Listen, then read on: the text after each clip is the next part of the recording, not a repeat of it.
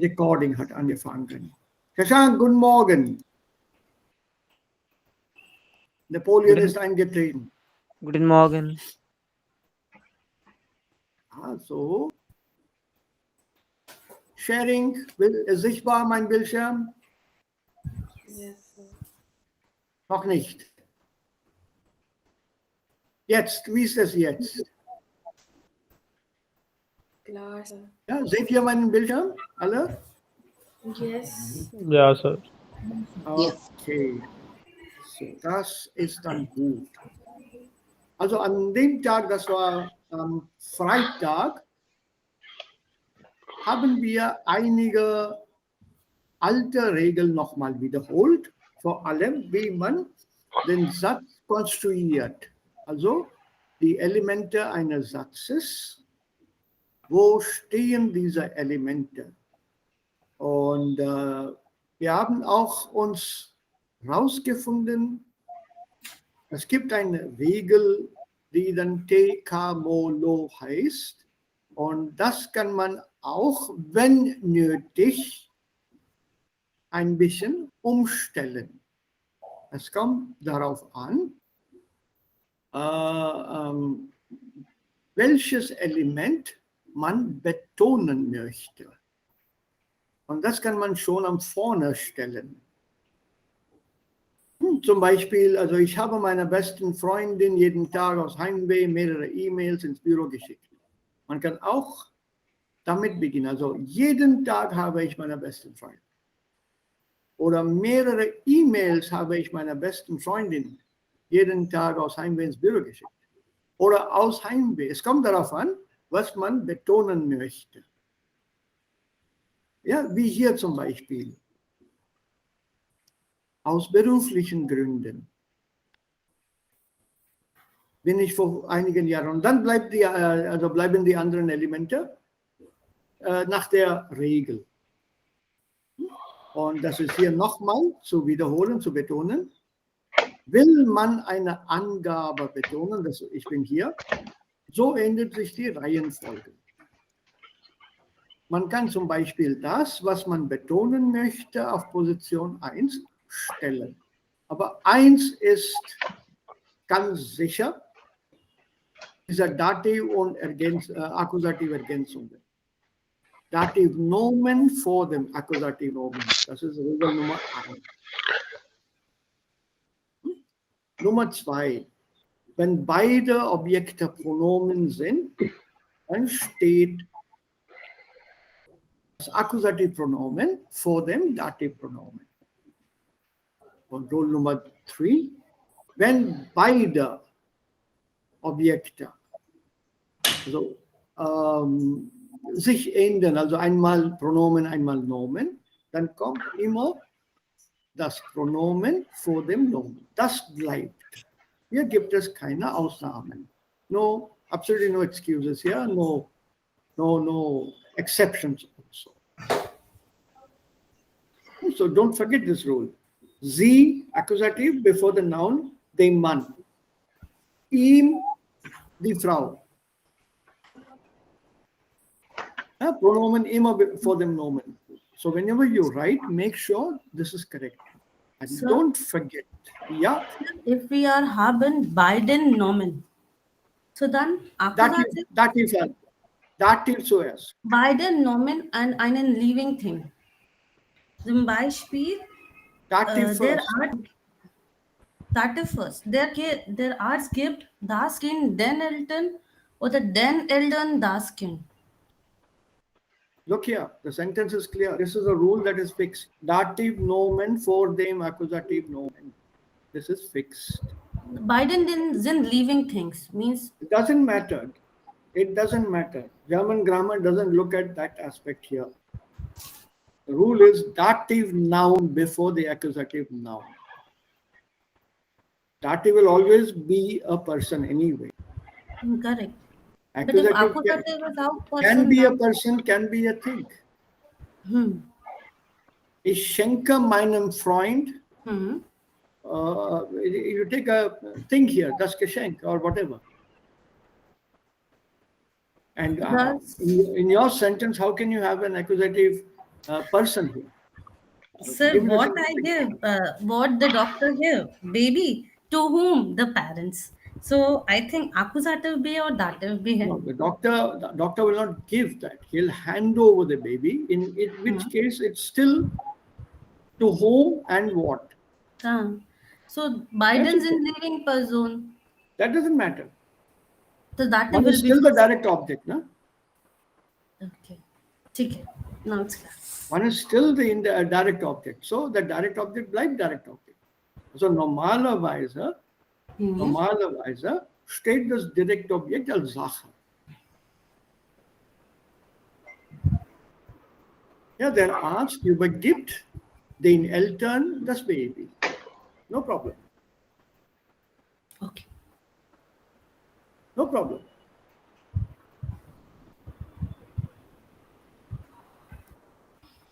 So don't worry on that score. Dative noun before accusative noun. It matter when we have the pronomen. That's it. Pronoun before noun. S then Eltern. Das Baby. Yes. S then Eltern. Okay. Ihnen das Baby. ठीक है. Clear. Yeah, pronomen for them nomen. And then if you take both, S Ihnen. Accusative pronomen for them, dative pronomen. Das ist clear. Okay. Also diese Regel ist fest, Anjali. Das rule is absolutely fixed. Sir, I have read this example. The arts gave Yeah. das Kind then Elton. So Normally it that's why should I'm come with, wondering. they made it simple, it should be übergeben, handover. You don't give a baby to a parent. Okay. Sounds very odd when you put it in English.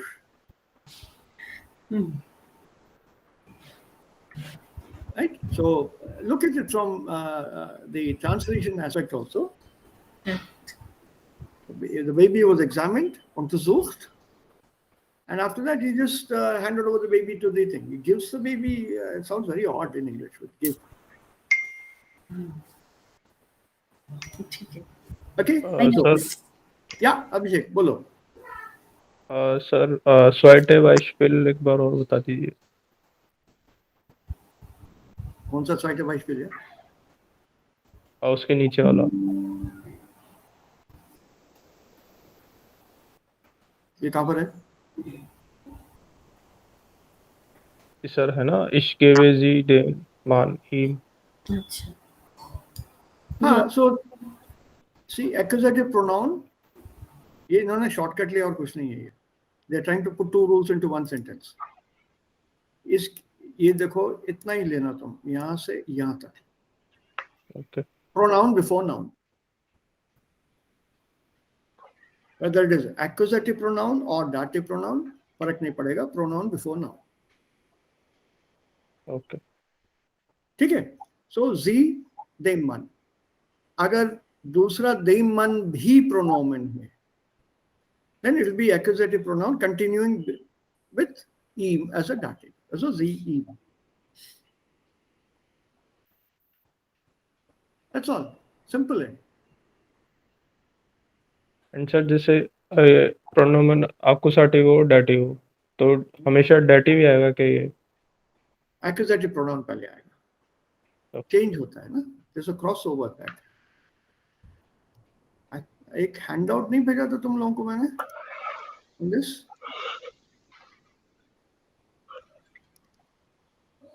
Starting में था एक. हाँ, I think so. उसी से class. दिया था sir starting में. हाँ, उसी से हाँ, क्लास. एक भेजा था मैंने. As far as I know, I think I sent you one long time back. Sir size. हाँ, और एक्सरसाइज भी था उसके साथ. करेक्ट. वो लहर वाला है. हाँ, हाँ. Book.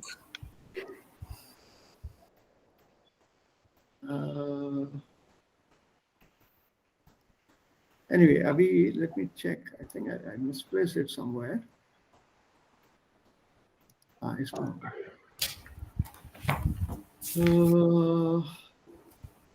give them I think I misplaced it somewhere. I'd sent that to you right in the beginning. Just check it once with you guys. Just check. It should be there with you. Otherwise, I'll send it to you again. Rule is Okay. simple. Dative noun before accusative noun.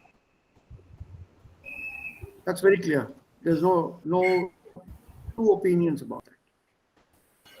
Zum Beispiel, also I can put it down here.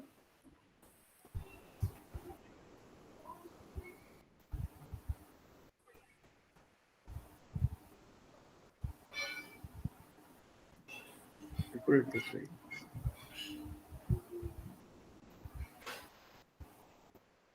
And this is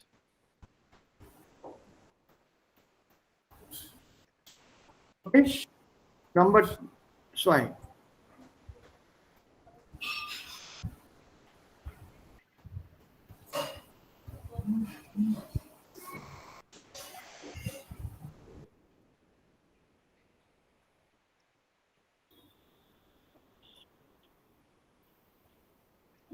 And number 3.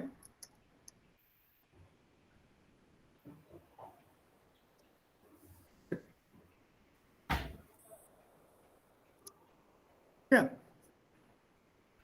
This is the first rule. Beides in Nomen, dative Objekt, vor dem Akkusativ Objekt. Beides in Pronomen, Akkusativ Objekt, vor dem Dativ Objekt. Nummer 3. Pronomen stehen immer vor dem Nomen.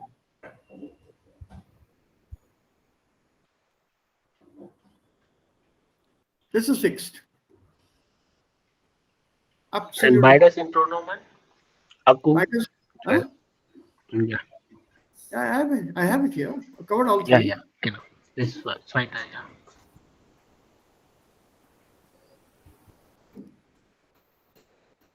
Right?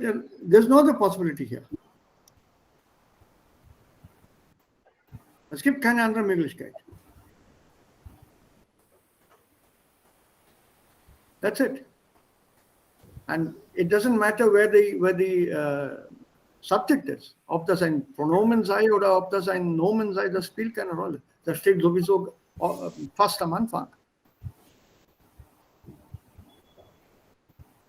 Ich habe dem Freund einen Brief geschrieben.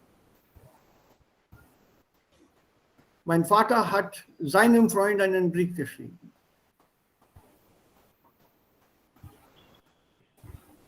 Ja, mein Vater hat ihm geschrieben. Er hat ihm geschrieben. Hat er ihm geschrieben? Mhm. So the subject, it doesn't matter. Subject is right next to the verb.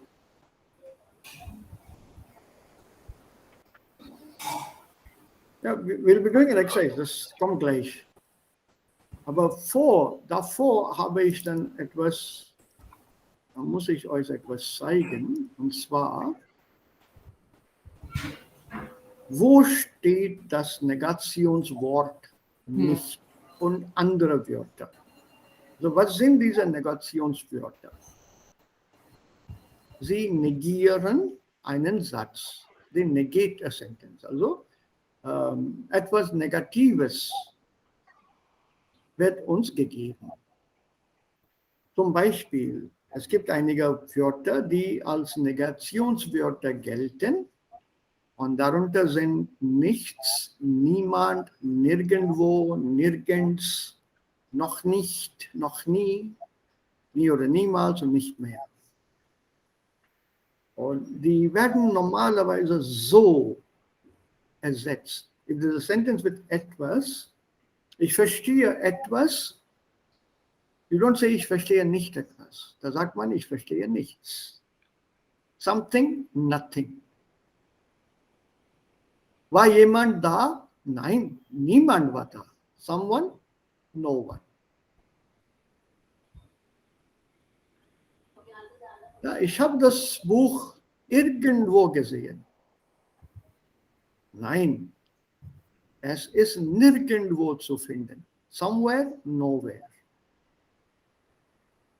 Nirgends is a synonym for nirgendwo.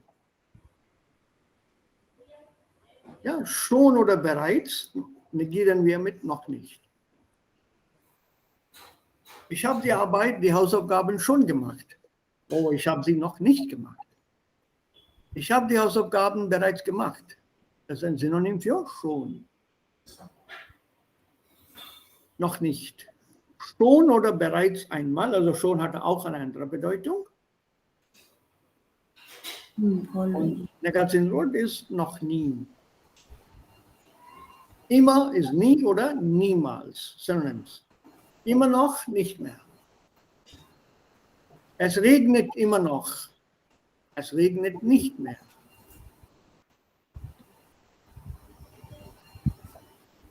And then you have the prefixes and suffixes. These are all negatives. Keep a lookout. We have similar ones, nicht nur im Englischen, sondern auch in unseren Sprachen.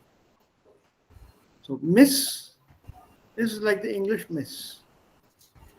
Und das kann Verben verneinen, missglücken, misserfolgen und so weiter, Substantive und Adjektive. Also Missglück, Missverständnis, missverständlich. Similarly with on, in, des, this, a, up, non as prefixes. And los, frei und leer, these are all adjectives. They come with adjectives. Arbeitslos, kostenlos, oder menschenfrei, menschenleer. Not a soul was there on the street. Die Straße war menschenleer, empty of people. Ja, oder fehlerfrei, without a mistake. It becomes an adjective. So los, frei und leer als Suffixe bilden Adjektive. Now, es gibt hier eine allgemeine Regel. Wo kann man das Wort nicht einsetzen? It's a very simple sentence, very simple rule. Also man muss das gut verstehen, denn es ist sehr unterschiedlich von dem Englischen. If you are negating an entire sentence, es gibt einige Beispiele auch, wenn nicht einen ganzen Satz verneint.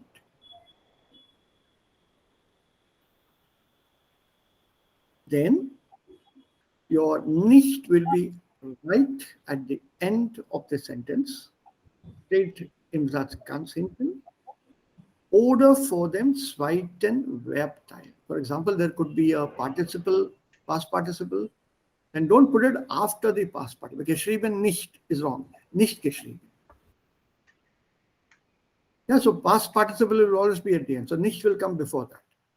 Infinitive at the end. Zu gehen. Nicht zu gehen, not zu gehen nicht. If there is a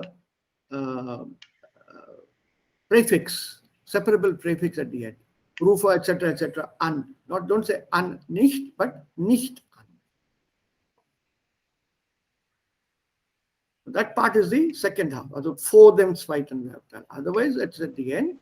And if you do this, you are negating the entire sentence. You want examples? In fact, you can give me the examples. Let's choose. Huh? Partizip. I'll give you a sentence, tell me where nicht will come.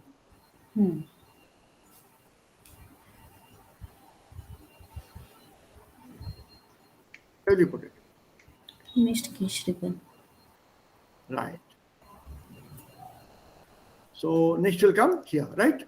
Correct. Okay. And suppose I have where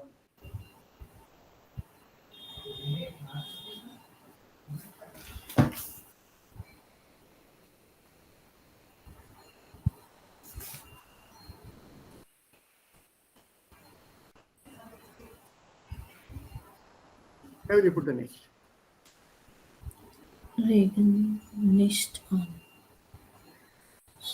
Es fang nicht zu regnen an. Es fangen zu regnen nicht an. Both are possible. I deliberately give you this sentence. It has both the rules here. Ja, beide sind richtig.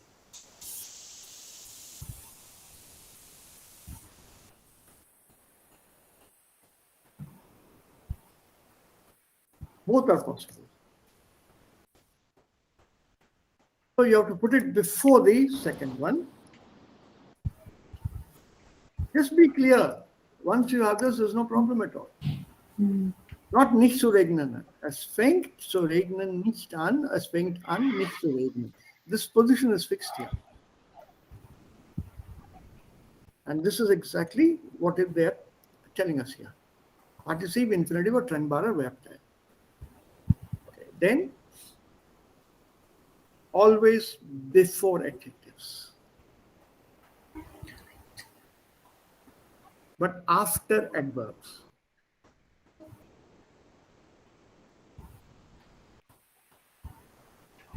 Sie singt nicht, no, not adjective. I need an adverb.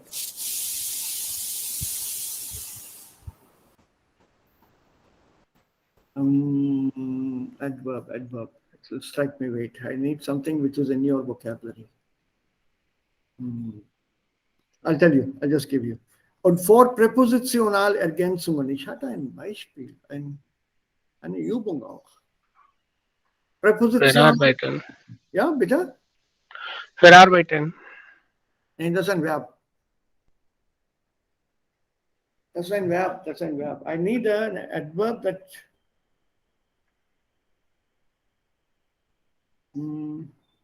schon, that you know, as an adverb.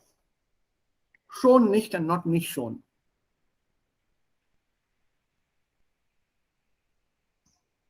If you have schon in a sentence, sie singt schon, sie tanzt schon, sie lernt schon Deutsch, schon nicht Deutsch. That nicht is for schon and not for Deutsch. After an adverb, but before an adjective. Then before Präpositionalergänzung. Ich interessiere mich nicht für Deutsch, für Chemie, für Sport.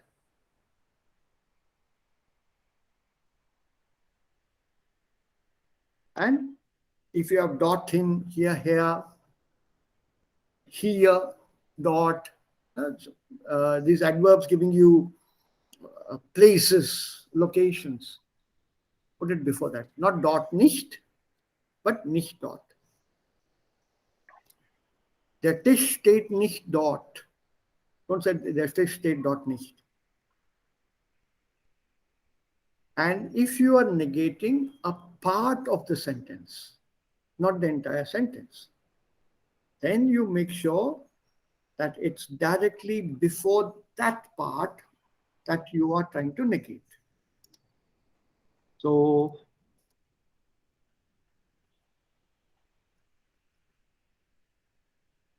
what is a sentence here? Er kommt heute nicht.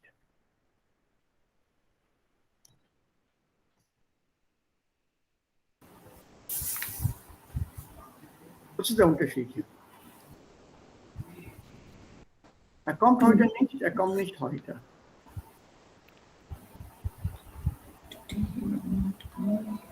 Sir एर Comte हॉइटर nest words नहीं आएगा और वो आ ही नहीं रहा. So was gehört wohin? Sir एर Comte हॉइटर nest words नहीं Negation. Das ist eine Satznegation. Den ganzen Satz. Ja, den ganzen Satz wird negiert. Und das hier? Nur die heute. Jawohl. Das ist eine Sondernegation. Und warum heißt es eine Sondernegation? Because this part is actually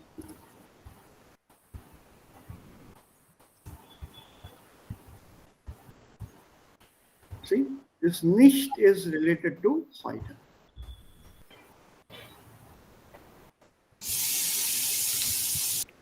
This is the one. Er kommt nicht heute, sondern morgen. Not today, but tomorrow. Er kommt heute nicht. The entire sentence is negated.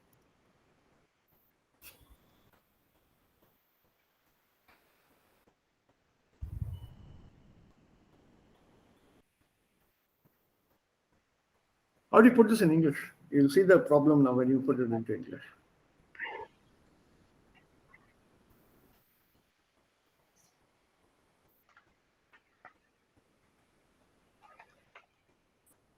How do you put this sentence into English? Er kommt heute nicht, er kommt nicht heute.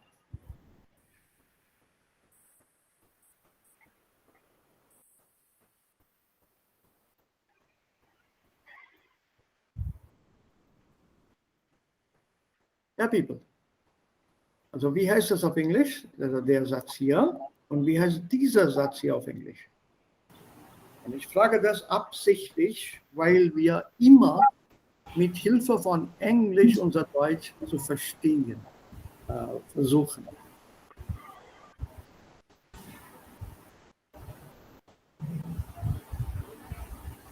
So, wie heißt This es? is not the better one. Not the better one. Genau. So English, you have to depend on the stress. He's not coming today. He's not coming today, but tomorrow. That not remains where it is, not coming. Because it's a very unusual usage in English to say he's coming not today, but tomorrow. You don't put a not after coming. He's not coming. He's not coming today. So you stress that part, not coming. Over. Close. He's not coming today, but tomorrow.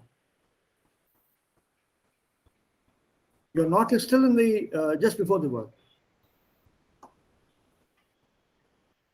So im Vergleich zu dem Englischen, im Deutschen ist es ganz anders. Watch it. Be careful here. Then noch ein Satz.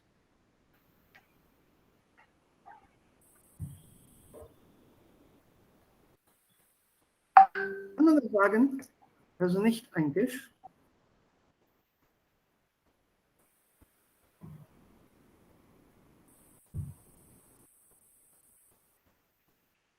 Denying verb. Kann man das so sagen, das ist nicht ein Tisch?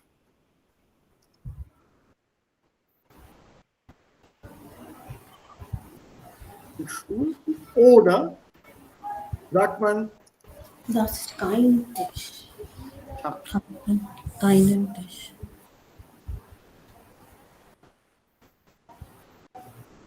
Second one. Das ist kein Tisch. so normally when you're negating nouns, we use kind.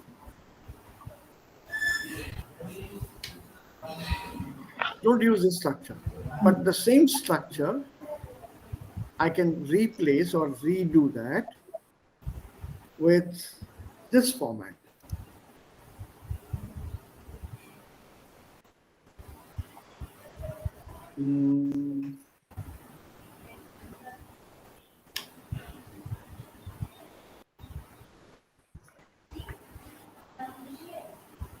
Ein Tisch ist es nicht.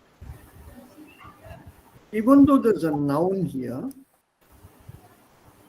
I can still complete the sentence with nicht. You can't say ein Tisch ist das kein. Geht nicht. Warum nicht? Kein steht How many? Before noun. For a noun. again, exclusive vor dem Nomen.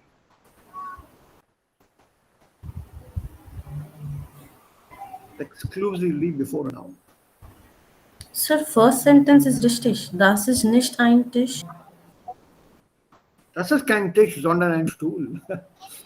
Even here there's a noun, so negation is normally with kein, not with nicht ein Tisch. It could be a colloquial negation, but not the standard negation. Yeah, this is not possible. It should be with kein. Sondern ein Stuhl is okay. Sondern is making it positive. Also da gibt ein Problem.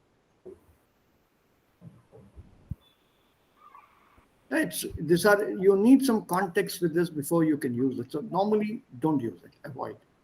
Vor dem Nomen, kein. Sonst nicht. Und direkt vor dem Nomen. Don't put it miles away from the noun.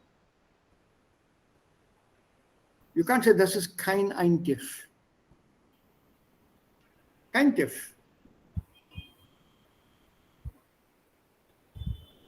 Because I've seen these rules also being used in this, or misinterpreted and used in sentences by learners who have not understood or have not been explained. The rules have not been explained to them properly. If there is a noun, put a kein. This is the rule that is normally given. If there is a noun in the sentence, put a kein. And as a learner, you're confused. Aha, there's a noun here, Tisch, so das ist kein ein Tisch.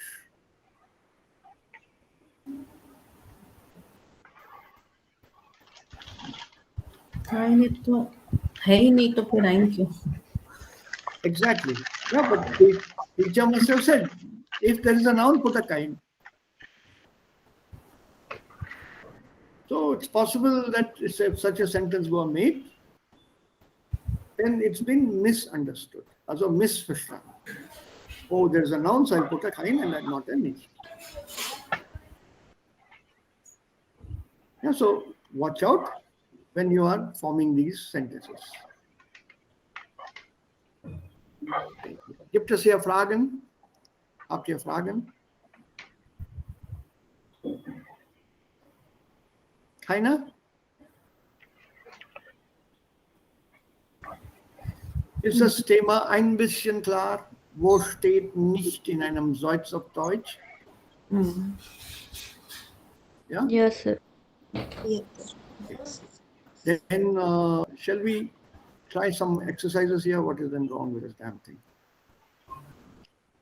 It's not working.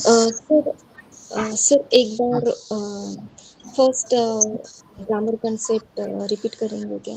Wortstellung in Satz. Dativ und Akkusativ. Yeah, 1 minute. This damn thing not working. Hey, yaar.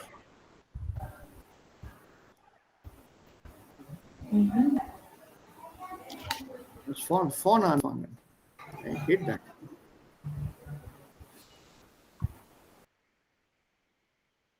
अब क्या हो गया इसको?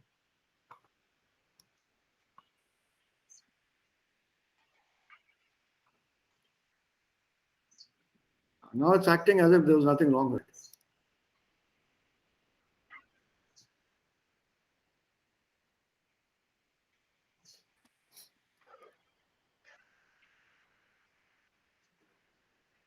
Again.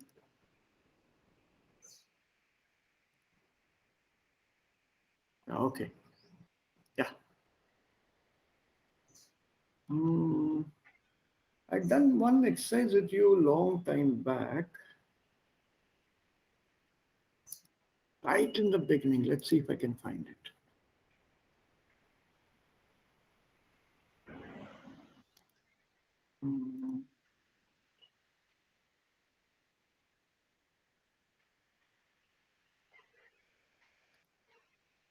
Should be here.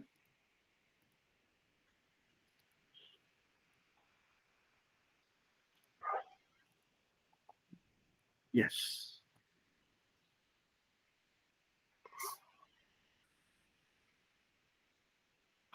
Einen kleinen Moment, es kommt gleich.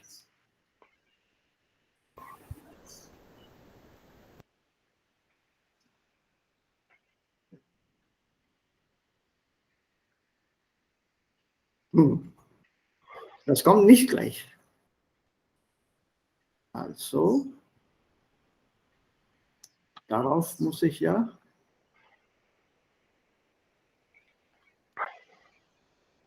nicht da. Gibst du dann da? Nee, das gibt hier nicht. Kontrolliert. Das brauche ich hier.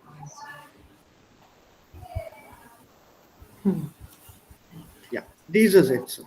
You remember this?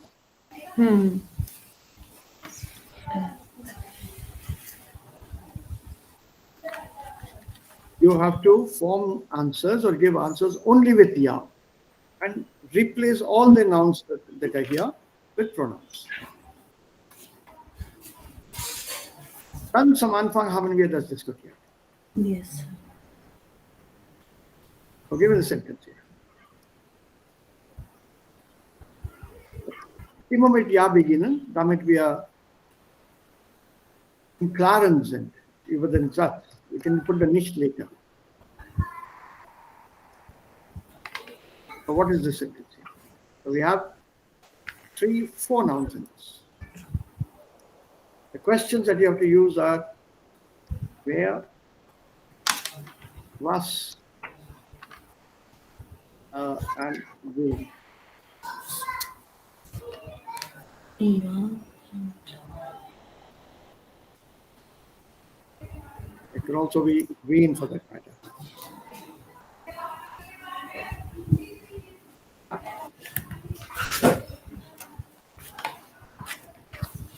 Also mit was identifizieren wir mit was? Wer? Ja, er gibt euch dem. Sorry.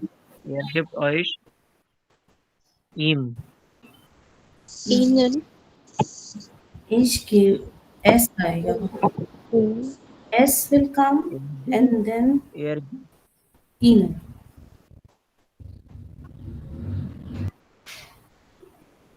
Yeah. Some option. S Huh? and then ihnen. Any other options?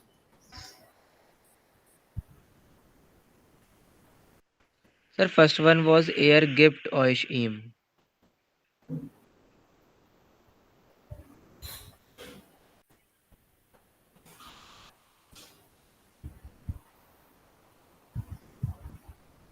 Okay. So let's look at the sentence again.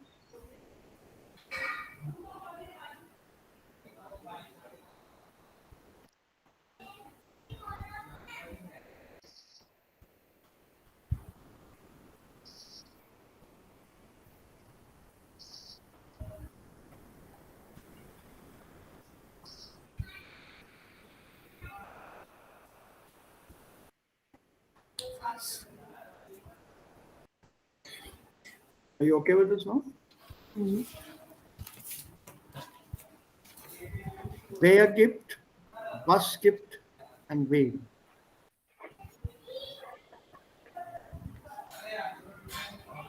Wer gibt. Was.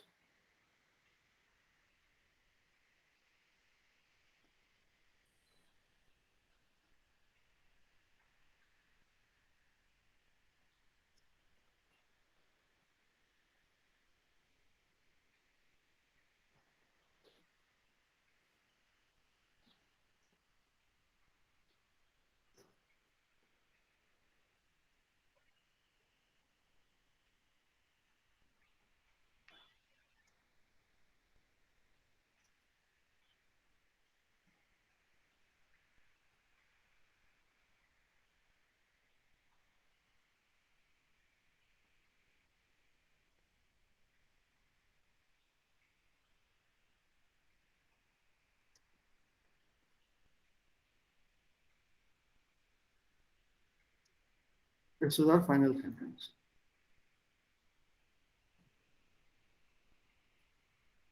Correct. If you are using all nouns, Aphio and clause are proper nouns, dative object, and this is your accusative object. Aphio and clause, dritte Person, plural. To them, unko. This is still accusative. It stays here. So noch einmal dative, and this is your accusative. And the last one,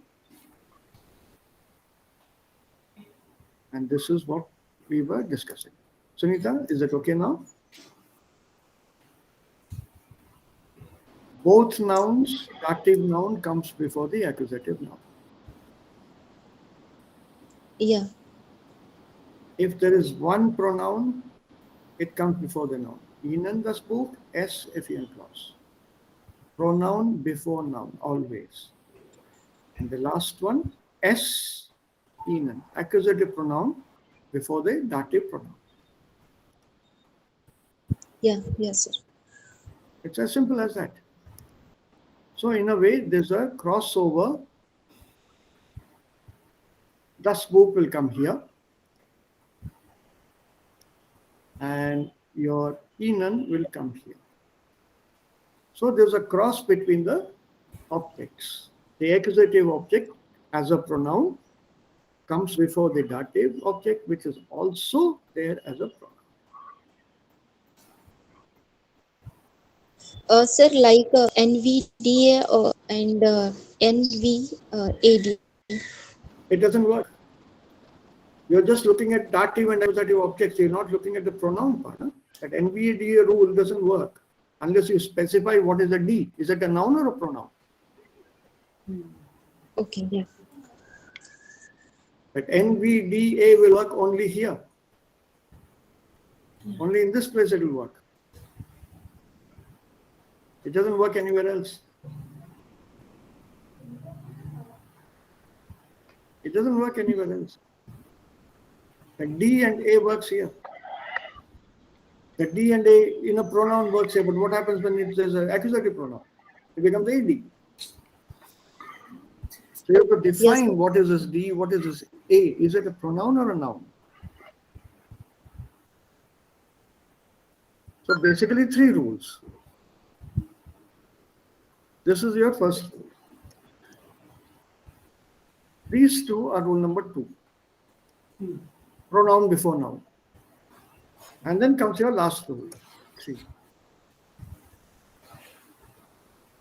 This is rule number 2. This is also rule number 2. It won't work. So I'll call it 2A maybe. Pronoun before noun. And this is rule number 3. Or both pronouns, accusative before dative.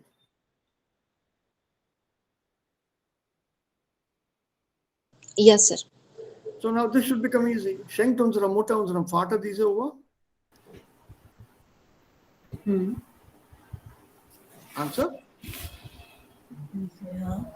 Sie schenkt sie ihm. Yeah? Sie ihm. Ihm. Ihn or ihm? Ihm. IHM. Ihm. Okay. Sie schenkt sie ihm. Who is presenting what to whom?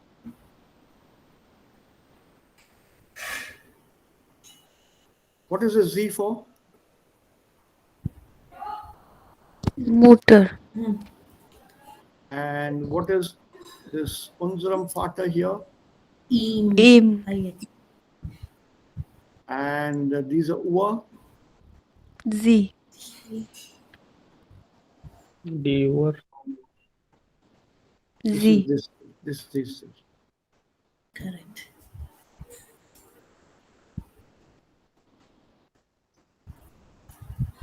Right? Okay.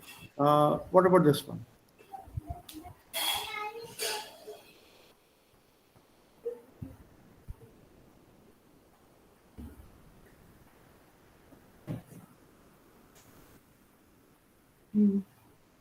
Es dir. Ja. Ja, ich kann es dir, dir morgen leihen. Ich kann? Es dir morgen leihen. Leihen. Balance is not there. This is ear. You have to balance Wir this. können. Yeah, Correct. it has to be wir können. Sie. Yes. Wir. Wir können. And this is S, right? Okay? Dear. Here had become dear. Correct. Sir, can we Question has place to the be- Morgan before S? Yeah? Ja, wir können morgen es dir liehen.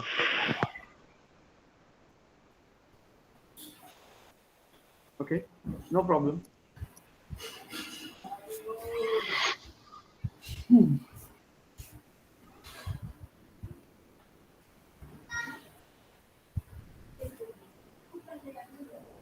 It makes no difference where you put Morgan, as long as you have the two pronouns in this order. Wir können es morgen dir leihen. Es dir morgen leihen. Wir können es dir morgen leihen.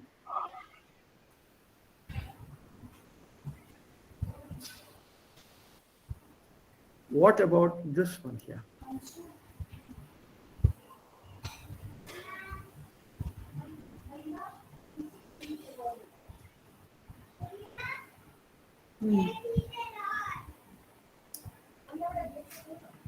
Tut dir auch der Kopf weh?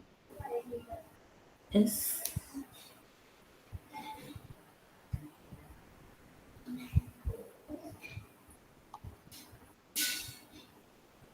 Es tut mir auch weh.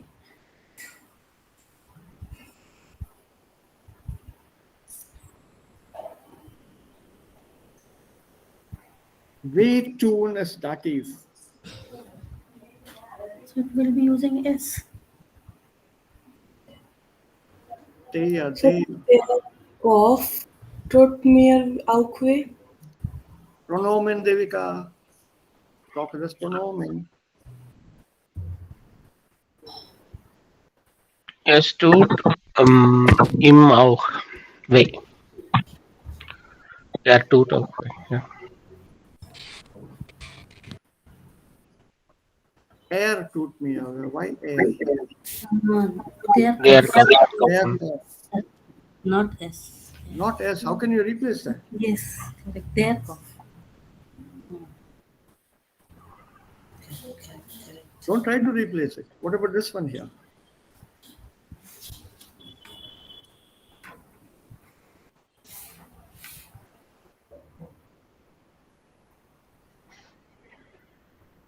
Yeah?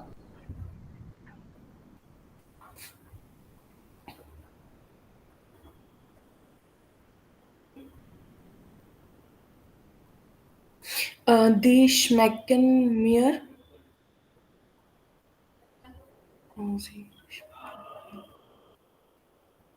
What is the subject here? Thüringer Bratwürste. And dative object?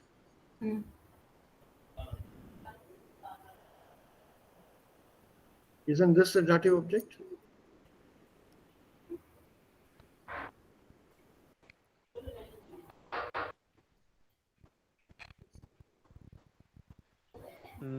Wir, uns. Sie schmecken know. uns. अरे मैं सवाल आपसे पूछ रहा हूँ, not तुमसे. And how can it be us? हम लोगों को अच्छा लगा. I'm asking only one person.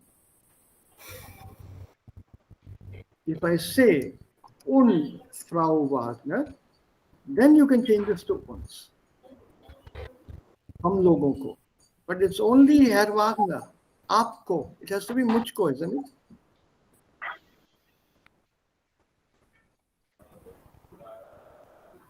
If I say Frau Wagner also, then that will be uns. Not otherwise. You can't use it otherwise. सवाल तो एक ही आदमी से पूछ रहे हैं ना, Herr Wagner. If I'm asking one person, the answer has to come in singular here.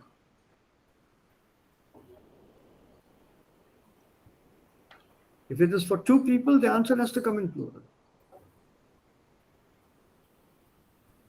Because by asking this Ihnen and only to Herr Wagner, how do I know that Frau Wagner is standing beside him?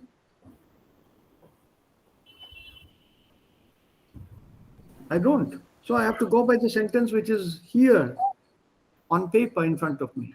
So Ihnen here and Herr Wagner, singular, formal. Zweite Person Singular formal. Ihnen. Alles klar. That's like wie geht es Ihnen? Ja, mir geht es gut, not uns geht es gut.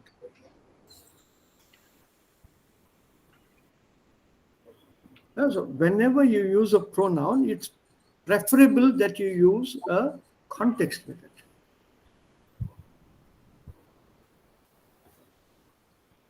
Because without a context, it gets very difficult. If I use, for example, can you give me the meaning of the sentence?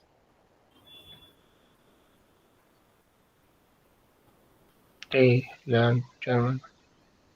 Sie lernen Deutsch. They learn German. Or you learn German. You see? It's very difficult with these pronouns if you don't have a context. But if I precede this sentence,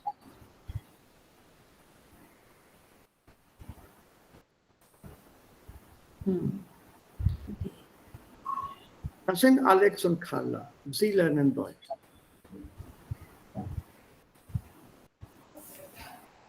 So I'm talking about Alex and Carla. und Carla. So dritte Person. So now this Sie is dritte Person plural. But Sie lernen Deutsch as a statement is very vague.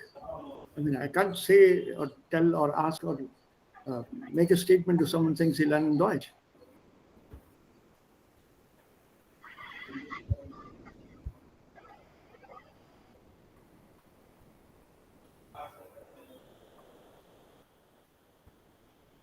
Right? So if I put a question mark here, Sie lernen Deutsch. Again, your problem. Ja, wir lernen Deutsch oder ich lerne Deutsch. Or Sie lernen Deutsch. Answer is again different. Sie lernen Deutsch. They are learning German. Ja, Sie lernen Deutsch. Sie lernen Deutsch. You are learning German. Ja, ich lerne Deutsch. Sie lernen Deutsch. All of you are learning German. Ja, wir lernen Deutsch. Sir but ये question है तो question में verb पहले आएगी फिर second जरूरी नहीं है. जरूरी नहीं है. You're going home? Prashank? You're going home? See, my intonation makes it a question. I don't have to say, are you going home? Are you going home is only a question and it cannot be a statement. My intonation will determine that. So these are ambiguous sentences. In a written form, they're very difficult to understand as to whom they are referring to and what kind of statement are they. That Sie lernen Deutsch, question mark at the end, it means you have to raise the intonation at the end, rising. Sie lernen Deutsch.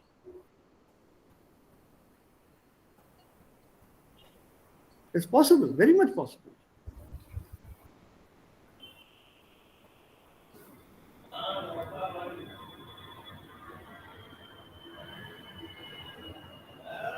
Right? So it's not necessary that I start with the verb lernen Sie Deutsch. Nein. Lernen Sie Deutsch is a clear-cut question. Aber man spricht auch so.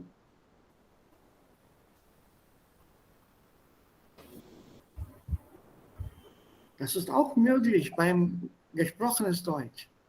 Wenn man spricht, kann man auch die Fragen so formulieren. Und dann hängt es von der Intonation ab.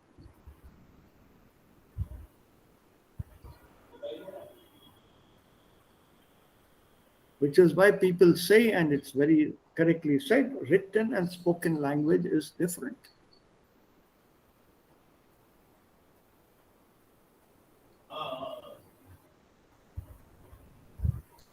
So it's like you meet a friend after years in the company of, let's say, a a lady who's next to him. And this friend says, "Arey, wo bahut din ho gaye mile nahi, and you kahan the, kya tha?" And then suddenly the friend says, "Yeah, hey, teri bhabhi hai. You married?" See, it's a question and surprise. You're married? Not are you married? अरे साथ में लड़की खड़ी है तो are you married क्या से पूछूंगा मैं? And he's already said, "My wife." So it's surprise you have to express. And then the statement there will be, "You're married? You never told me."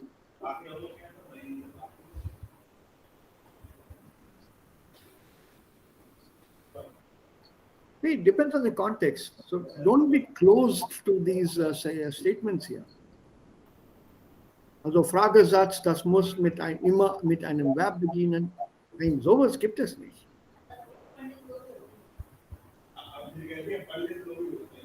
Ja, wenn wir sprechen, da brauchen oder verwenden wir viele Intonationsstilen und Sorten. Viele Intonationsmuster gibt es. If something has come as a surprise to you, you don't flat bat it back. You don't simply say, "Oh, you're married, you never told me." There is some feeling, emotion that comes into the statement.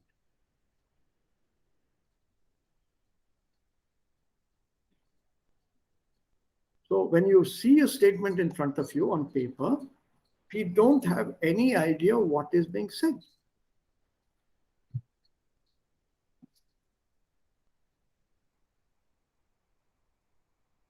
And then there is ambiguity. So with pronouns, always try to look for a context, especially when you're using them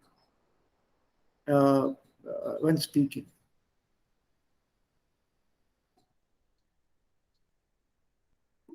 Niemals ohne Kontext verwenden. Niemals. Because it doesn't make sense without a context.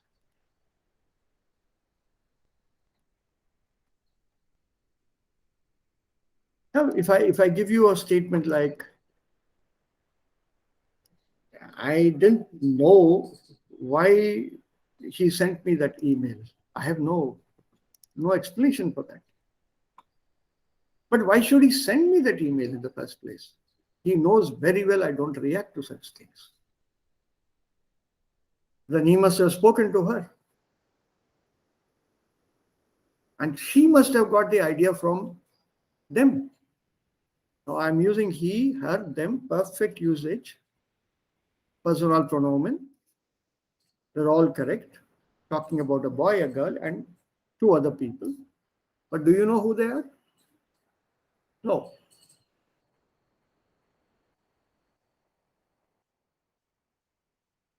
So I need a context. Who is this he? Who is this her? Who is this them? Then you are able to understand or get the flow of what I am saying. So Pronomen ohne Nomen geht es nicht. Deshalb heißen sie auch Pronomen. Pro bedeutet anstelle von, instead of, in place of. That's why they're called pronomen. Pro is a prefix used from the old Latin.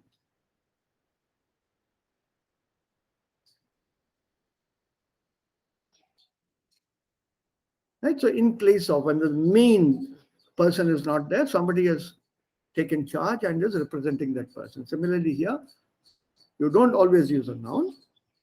Sometimes in place of a noun, we have to take a pronoun. We replace a noun with a pronoun. Also ohne Kontext, das ist sehr schwer zu verstehen. Sehr, sehr schwer. Oh Mensch, ich hab's vergessen. Auf welche Seite sind wir? Weiß jemand, auf welche Seite wir sind? 22. Dankeschön, Babita. Danke. Das ist im Lehrbuch, ne? Ja. Lehrbooks, references. Danke sehr. Okay, dann up. What better? Yeah. Fatih Akin, he's a very good filmmaker. Has managed to get any of his films on YouTube to watch. Turkish.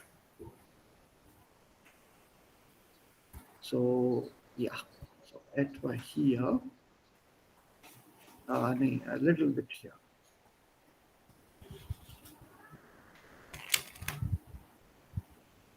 Ich möchte euch noch ein Audio zum Missverständnisse abspielen.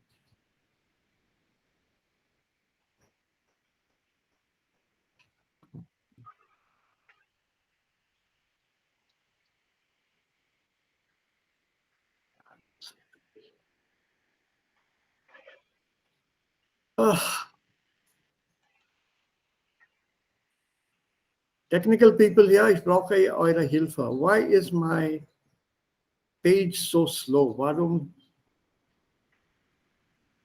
habe ich Probleme bei diesem scrolling up and down? Why do I have difficulties here? Come on. Any explanations? Any reasons?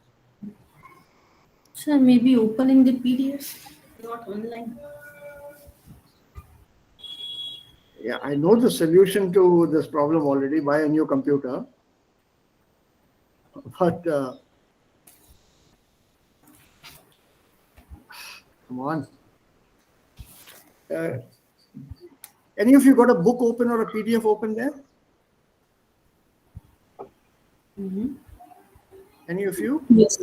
Yes. Can you look for the audio on the left-hand side? I'm run 1.3.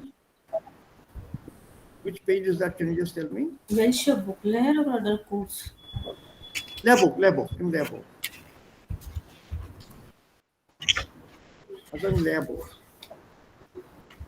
Also wir reden von Missverständnissen und ich habe euch schon ein Audio abgespielt über diese Sache mit dem Freund aus, ja, dieses hier, habe ich gefunden. Okay. Also der Freund aus Deutschland, nee, aus Frankreich, ne? Do you remember this audio? Yes. So, das taxifrei bedeutet eigentlich, Taxis können an dieser Stelle kostenlos halten. Andere Autos dürfen dort am Flughafen vor dem Ankunftstor nicht halten. Nur Taxis sind es erlaubt, dort zu halten oder anzuhalten. So, that was a Kulturmissverständnis. Taxifrei, also Taxis dürfen dort halten. And 1.3, where is that part? Es gibt kein 1.3. Es sehe nicht. Oh, Nach Yes, sir. Directly they 1.2 give 1.2. nur 1.6. 1.6, correct. then I have to do this. Yeah, this is also a Missverständnis. Let's listen to it.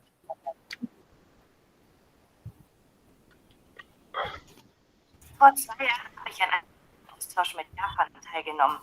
Ich war 2 Wochen zu Gast bei einer sehr lieben und netten Familie, zu der ich auch heute noch Kontakt habe, obwohl ich gleich am Anfang in ein dickes Fettnäpfchen getreten bin. Am ersten Tag, als ich angekommen bin, hat mir die Familie ihr kleines Haus gezeigt und auch einen wunderschönen kleinen Garten. Ich war total begeistert von diesem Garten, habe gleich die Tür nach draußen aufgerissen und bin durch den Garten gelaufen und habe die eine oder andere Pflanze angefasst. Irgendwann habe ich dann gemerkt, dass die anderen alle noch im Haus standen und mich sehr komisch angeschaut haben. Später hat sich dann herausgestellt, dass dieser Garten nicht zum Rumlaufen gedacht war, sondern zum Ansehen. Und ich mit meinem Rumrennen und Rumhüpfen habe natürlich diesen Ort der Ruhe und Entspannung aus japanischer Sicht recht respektlos behandelt. Habt ihr das verstanden, wo das Missverständnis lag?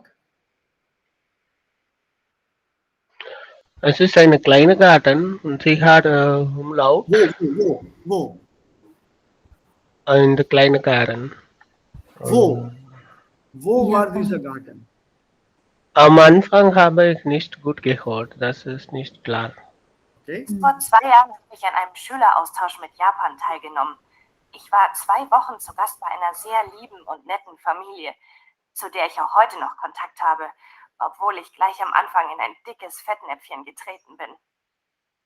Am ersten Tag, als ich angekommen bin, hat mir die Familie ihr kleines Haus gezeigt und auch einen wunderschönen kleinen Garten. Ich war total begeistert von diesem Garten, habe gleich die Tür nach draußen aufgerissen und bin durch den Garten gelaufen und habe die ein oder andere Pflanze angefasst. Irgendwann habe ich dann gemerkt, dass die anderen alle noch im Haus standen und mich sehr komisch angeschaut haben.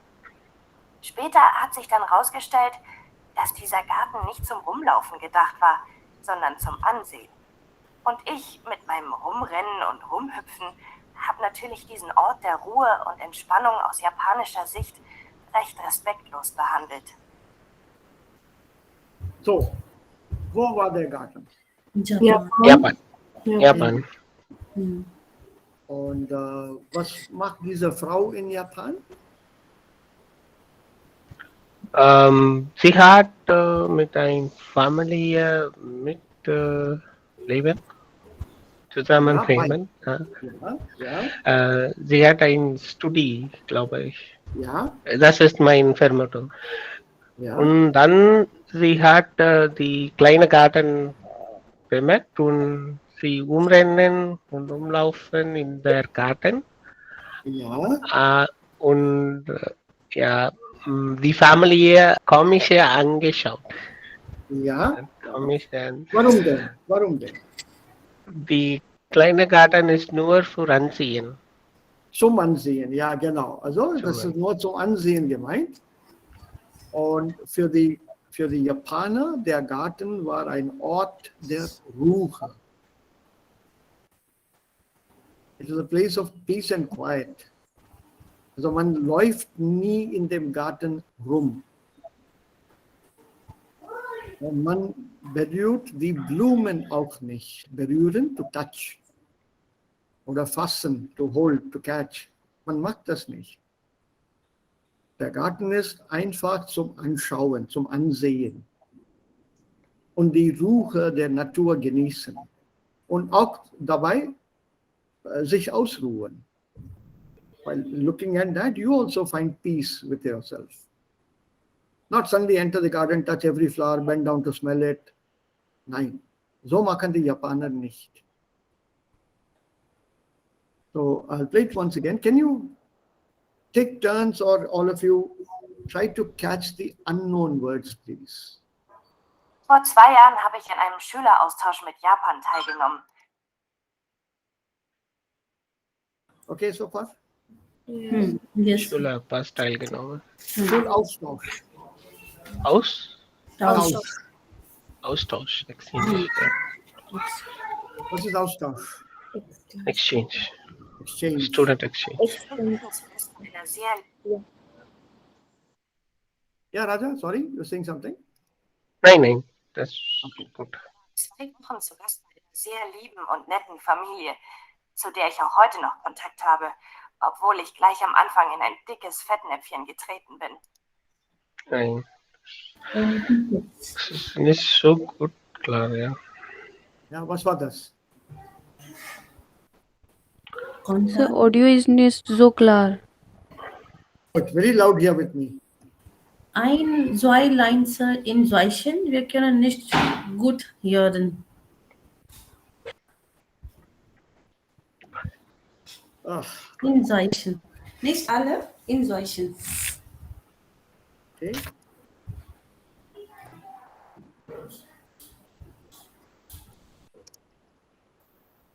Also das war dann die Wendung ins Fettnäpfchen treten. Ins Fettnäpfchen treten, ja. Also schon am Anfang bin ich in ein dickes Fettnäpfchen getreten. Das hat sie gesagt. Right in the beginning. What is a Fettnäpfchen?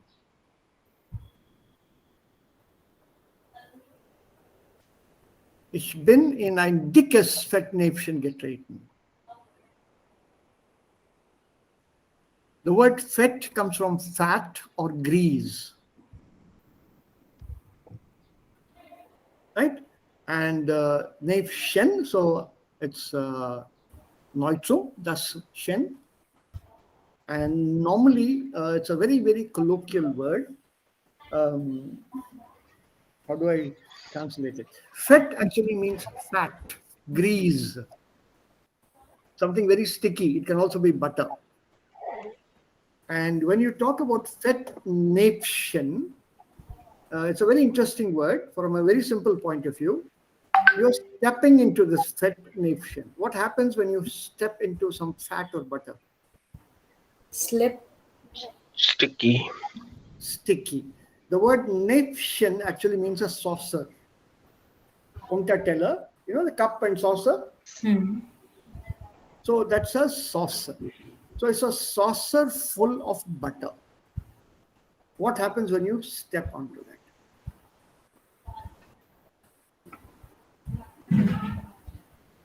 Think of it. It holds you. It holds you.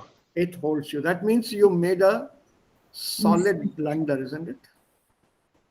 You And know. the saucer will stick to your feet, and you'll keep making those noise with that saucer on the ground. And you'll like be the what is it? Center of attraction for everybody. So when you see it from there, literally putting your foot into butter and then walking around, tong, tong, everyone watches you.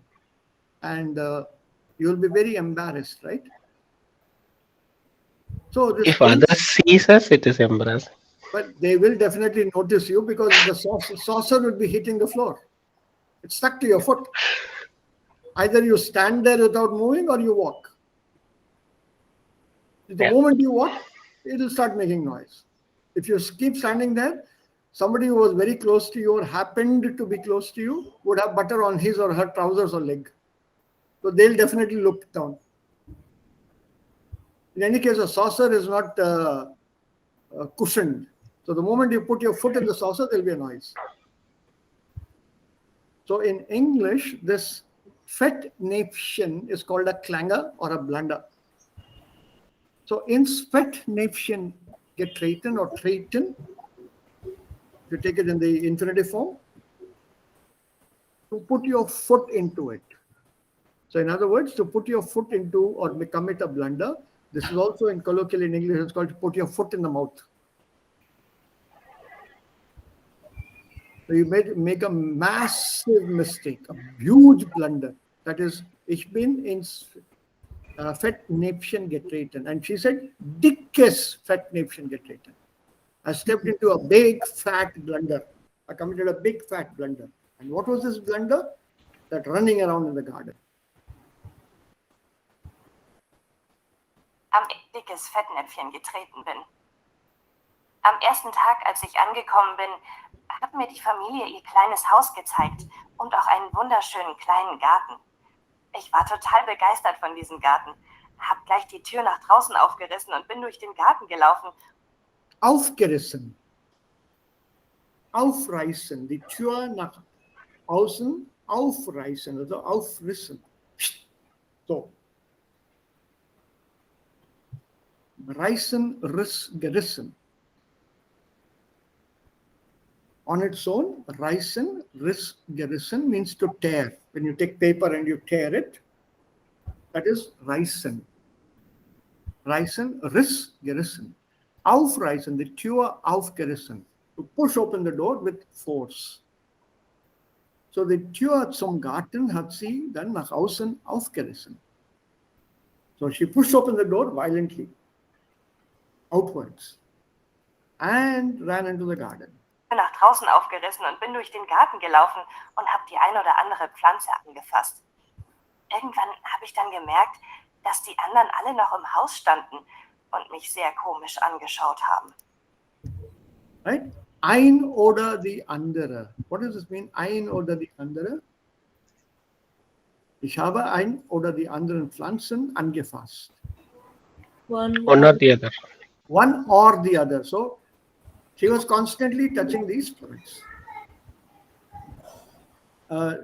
Jot these phrases down. No? You can always use them when you speak. Ein oder die andere. One or the other. Und dann die anderen haben dann komisch angeschaut. Später hat sich dann herausgestellt, dass dieser Garten nicht zum Rumlaufen gedacht war, sondern zum Ansehen. Nicht zum Rumlaufen gedacht war, sondern not for Anschauen, running. ansehen. Yeah, see that nicht und sondern usage? Not for running around, but. See.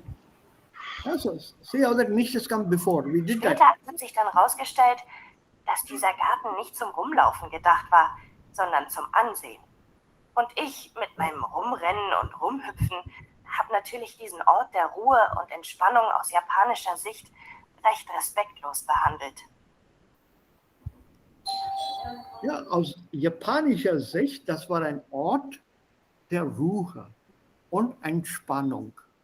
It was a place of peace and quiet, peace and solitude, relaxation. And that she had gestört. She disturbed that. These are kulturelle Missverständnisse. I think I can try one more. I missed that out. I don't know why. Meine Freundin und ich, wir waren mal in Thailand im Urlaub am Strand. Ja, und am ersten Tag, als wir es uns gerade gemütlich gemacht hatten, kam ein älterer Mann mit einem Strandtuch und fragte uns, so dachten wir zumindest, ob er sich neben uns legen kann. Wir haben natürlich durch Handzeichen zu verstehen gegeben, klar, gerne, legen Sie sich ruhig hin. Und ihn dann nicht weiter beachtet. Aber er sprach uns gleich darauf wieder an und forderte uns auf, doch auf seinem Handtuch Platz zu nehmen.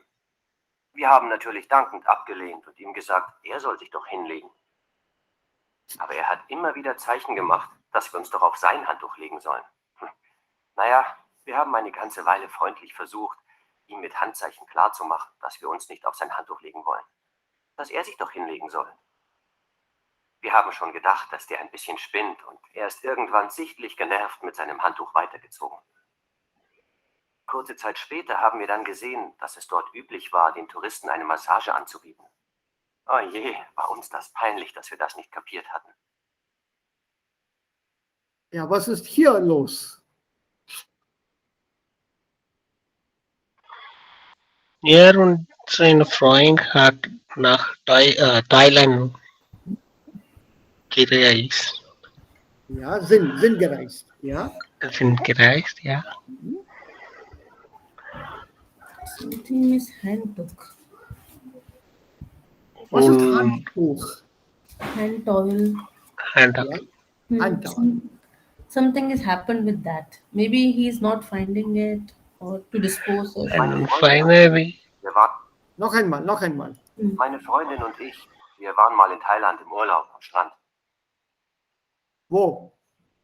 Thailand, Thailand. Urlaub. In Thailand Am Strand.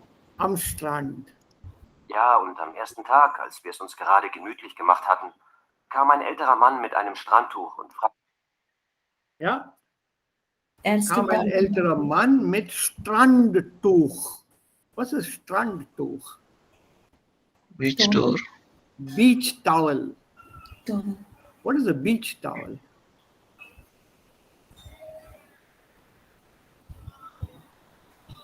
This is cultural again. What is a beach towel?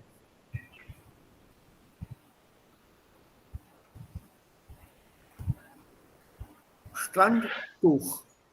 It's like with a hood, one something like no hand.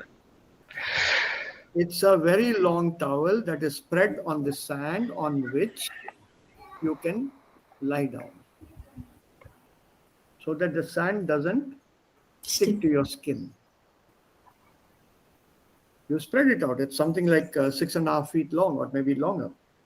You spread that on the sand and then you lie down on top of that. That's ein Strandtuch. gerade gemütlich gemacht hatten, kam ein älterer Mann mit einem Strandtuch und fragte uns, so dachten wir zumindest, ob er sich neben uns legen kann.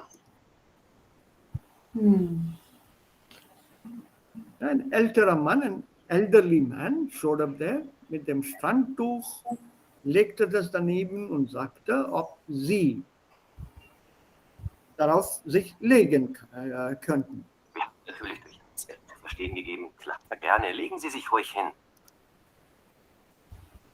Und bei Handzeichen durch Handzeichen, haben wir ihm erklärt, er konnte sich gerne da legen. So we told him, because he pointed on that, lie down. And they thought he's asking them for permission. Und sie haben gesagt, ja, bitte. Und ihn dann nicht weiter beachtet. Aber er sprach uns gleich darauf wieder an und forderte uns auf, doch auf seinem Handtuch Platz zu nehmen. Er sprach uns wieder darauf an. Er sprach uns darauf wieder an. Ansprechen. Was bedeutet ansprechen? Die Frage stellt. Nein, he spoke to us. He addressed us. He addressed us again and he spoke to us directly. When you speak with somebody, says, ich habe ihn angesprochen. For example, hallo, ich spreche dich an. I'm talking to you. Ich spreche sie an. It has two contexts. This is the first one. I'll tell you the other one later, as when you come across that. So when you're talking to somebody or you want to tell somebody, ansprechen, and this is the word here that you use. Hello, I'm talking to you. मैं तुमसे बात कर रहा हूँ. Ich spreche dich an. Hallo, Entschuldigung, ich spreche dich an. So, to address. So he addressed us. Wir haben natürlich dankend abgelehnt. Und noch einmal gesagt, bitte legen Sie sich auf dieses Handtuch. Und wir haben das noch einmal abgelehnt. Ablehnen? Reject. To reject. Und Okay. gesagt, er soll sich doch hinlegen. And we told him that he should lie down on it. Aber er hat immer wieder Zeichen gemacht, dass wir uns doch auf sein Handtuch legen sollen. Immer wieder. Wieder Zeichen, Signs gemacht. Wir sollen uns darauf legen. Naja, wir haben eine ganze Weile freundlich versucht, ihm mit Handzeichen klarzumachen, dass wir uns nicht auf sein Handtuch legen wollen. Dass er sich doch hinlegen soll. Wir haben schon gedacht, dass der ein bisschen spinnt und er ist... Dass er ein bisschen spinnt. Then He's crazy. He's crazy. Ja? Irgendwann sichtlich genervt mit seinem Handtuch weitergezogen. Kurze Zeit später haben wir dann gesehen, dass es... And he felt irritated and he went away somewhere. Gezogen. He moved to some other place. dort üblich war, den Touristen ein Handtuch weitergezogen. Kurze Zeit später haben wir dann gesehen, dass es dort üblich war, den Touristen eine Massage anzubieten.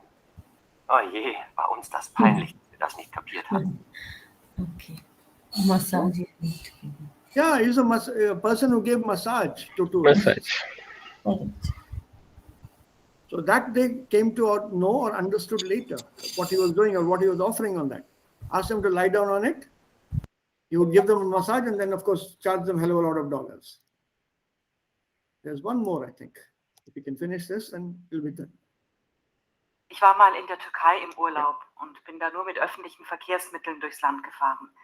Ich hatte vorher ein bisschen Türkisch gelernt, sodass ich ganz einfache Fragen stellen konnte, wie zum Beispiel, wohin ein Bus fährt, wo ein Hotel ist und so. Ich wollte nach Bursa und da habe ich am Busbahnhof einen Busfahrer gefragt, der seinen Bus schon gestartet hatte. Entschuldigung, fährt der Bus nach Bursa? Der Fahrer schaute mich an und sagte nichts. Ich frage ihn also nochmal, fährt der Bus nach Bursa? Und er sagt wieder nichts und hebt nur die Augenbrauen. Ich war dann schon langsam ungeduldig und habe ihn dann doch etwas genervt gefragt, fährt der Bus jetzt nach Bursa oder nicht? Und wieder hebt er nur die Augenbrauen. Ein anderer Fahrgast aus dem Bus hat dann wohl Mitleid mit mir gehabt und mir dann gesagt, nein, der Bus fährt nicht nach Bursa. Ich wusste halt nicht, dass Augenbrauen heben so viel wie Nein bedeutet. Understood? This is clear. This is clear. Yes, sir. So how do you say nine in Turkey? Nur Augenbrauen. What's it Augenbrauen? Is- What's bedeutet Augenbrauen? Eyebrow. Eyebrow. So if you lift or raise your eyebrows, it means no in Turkey. 9. Yeah, that's it. So see, these are the kind of Missverständnisse. Die gibt es überall in der Welt. Überall. The first ever time I came to Hyderabad, 1979, I had a similar problem. I wanted to go to a certain place. My brother was with me. And our uncle had told us that you take this bus and it'll drop you there. Don't worry. All buses from where you are going to catch it will come to that place. They all go that place. There's no other route. So the first bus that came along, we were naturally not sure. So we asked this passenger, will this bus go to this place? He said like this. We stepped back because for us, this kind of head movement is no. My brother and I, both of us had lived till that time only in the north. So this moment came. I don't know, we must have let go of something like half a dozen buses or so. And we started walking. And as we were walking, we saw these buses passing us one after the other, the same route number, which we had not boarded earlier. It's almost at the end of that half an hour walk, we realized that every bus, no matter what the number, comes there. And while watching them, we found out this is actually yes and not no. And these are Kopfschüttel heißt das. It's typisch. Now it's spread over a little more. As see it up north, für die Ausländer, das ist ein sehr, sehr großes Problem. Check a German book, a travel advisory, and they'll talk to you about indisches Kopfschütteln. I have the book somewhere. They talk about indisches Kopfschütteln. Also die Deutschen verstehen nicht, was das bedeutet, ja oder nein. Because for Germans, they have only two things. Kopfnicken, das ist nicken. This is yes. The other one is Schüttel. This is this Schüttel. Side to side, 9. Whereas here, we mix up both the things. Yeah, this. The moment they do, they're not sure, is it a ya or is it a 9? Because this moment is there and the sideways moment is also there. So let's stop here. I wanted to do one more Übung, but we'll ask this moment time. We'll take it up tomorrow. I wanted to do this exercise here, but we'll take it up tomorrow. Kein Problem. So gibt es noch Fragen? Habt ihr noch Fragen? Are you okay with the sentence structure? Yes. Sunita had doubts, Abhishek und Shashank, ihr habt auch dann Zweifel gehabt. Aber ist das jetzt klar? Yes, sir. Ja, sir, alles klar.